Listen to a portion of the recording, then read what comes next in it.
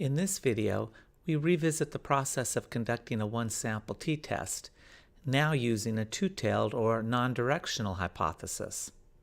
In the previous video, we conducted a one-sample t-test using a directional or one-tailed hypothesis.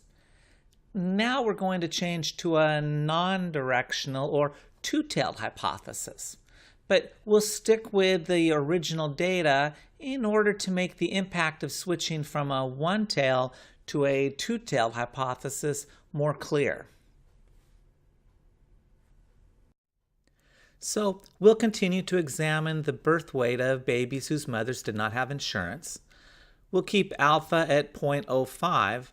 Also, we'll keep our mu naught equal to 3,400 grams. In other words, if there's no difference in birth weight for babies based on their mother's insurance status, we would expect babies whose mothers did not have insurance to have a mean birth weight of 3,400 grams. But we are going to change our hypotheses.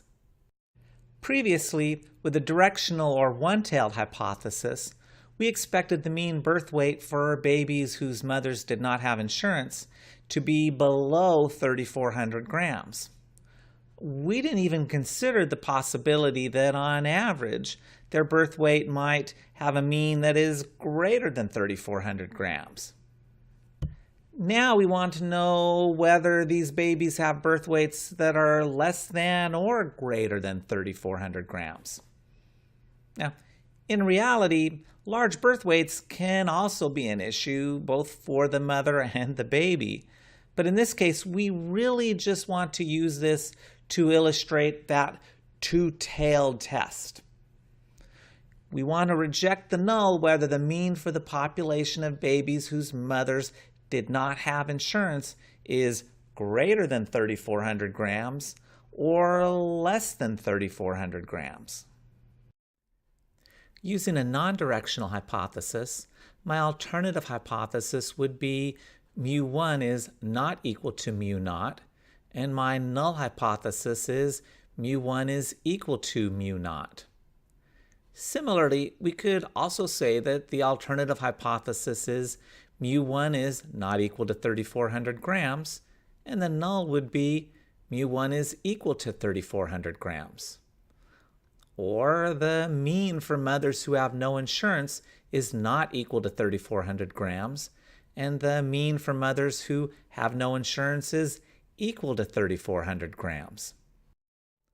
So, filling in our summary, our alternative hypothesis will be mu1 is not equal to 3,400. The mean for the population of babies whose mothers did not have insurance is not equal to 3,400 grams. And our null hypothesis is therefore mu1 is equal to 3,400. The mean for the population of babies whose mothers did not have insurance is equal to 3,400 grams. Notice how our language has changed. Our alternative hypothesis is no longer talking about the lack of insurance leading to lower birth weight. Instead, with a two-tailed hypothesis, we're talking about insurance impacting birth weight.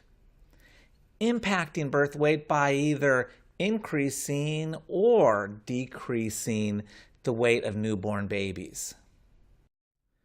Other than this change, we'll keep everything else the same. The sample size will remain 25, and the mean for the sample will remain 3,200 grams, and the sample standard deviation will remain 600 grams. Again, that way it'll be easier to see the impact of switching to a two-tailed versus a one-tailed hypothesis. Our standard error of the mean stays exactly the same. It's still 120 because our sample size is still 25.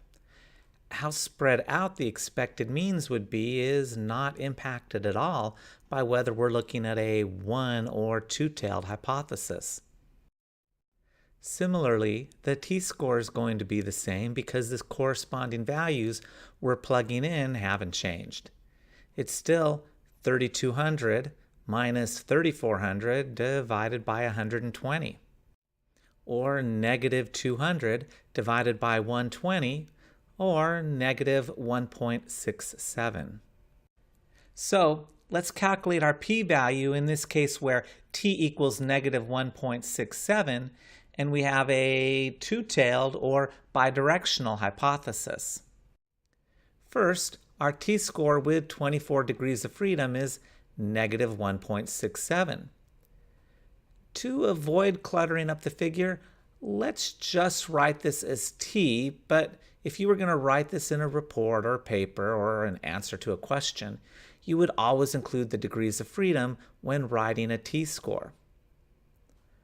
Our p-value is the area that's more extreme than this, or the area below t is equal to negative 1.67, or this blue area. As we saw with the previous video, we can easily check and find that the area below a t-score of negative 1.67 with 24 degrees of freedom is equal to 0.054. In other words, if the null hypothesis were true and the population average for babies whose mothers had no insurance is 3,400 grams, with a sample of 25 babies, 5.4% of the time we would have randomly ended up with a mean score of 3,200 grams or less. But remember, with a two-tailed hypothesis, we have to incorporate the fact that we would have rejected the null in the other tail as well. So we need to determine what our p-value would be if we'd had a result just as extreme, but in the other tail. So we also look at a t-score of positive 1.67. Because the t-distribution is symmetric, we should not be surprised that the area above a t-score of 1.67 is also equal to 0.054. Our p-value is equal to the sum of these two values. Remember, it's the probability of being this extreme in either tail. So p is equal to 0.054 plus 0.054, or 0.108. If the null hypothesis is true and the population average for babies whose mothers had no insurance is 3,400 grams, 10.8% of the time we would have obtained a mean this extreme or more extreme. Notice that just like with the one sample z-test, the p-value for a bidirectional hypothesis is just the probability you see in one tail doubled. We then compare our p-value of 0.108 to our alpha level of 0.05. P is not less than alpha, 0.108 is greater than 0.05, so we fail to reject our null hypothesis. Now, once again, we can come to the same conclusion using critical scores and regions of rejection. But in this case, because we have a bidirectional two-tailed hypothesis, we need to split that alpha level of 0.05 in half so that 2.5% is in each of the tails. Visually, we need to figure out what the critical value is, what that line in the sand is where 2.5% fall below the negative value for the t-score and 2.5% are above the positive value for the t-score. If we look that up using Excel or some software or a table, we'll see that this is a t-score of plus or minus 2.06. The t-score that bounds 95% of the distribution with 24 degrees of freedom is plus and minus 2.06, with 2.5% of the distribution below a t-score of negative 2.06, and 2.5% of the distribution above a t-score of positive 2.06. Notice that it's a little more extreme than the two-tailed 95% z-score, which was only 1.96. That's because of those thicker tails in the t-distribution. Because the tails are thicker, there's more cases out there in the tails. We need to go further out. We need larger, more extreme t-scores to limit ourselves to only 2.5% in each tail. Now also notice that we already know that we're going to reject the null. We need a t-score more extreme than 2.06, but we already know that we only obtained a t-score of negative 1.67. Okay, but nevertheless, let's go through the calculations and determine the actual mean weight in grams that we would need in order to reject the null hypothesis. We simply use the two-tailed critical score formula, plugging in data from our study and the critical t-score. So we have our critical score, in terms of weight in grams, is equal to mu naught, or 3,400 grams, plus and minus our critical t-score of 2.06 times the standard error of the mean, which was 120. That solves to 3,400 grams plus and minus 247.7 grams, or 3152.3 grams and 3547.7 grams.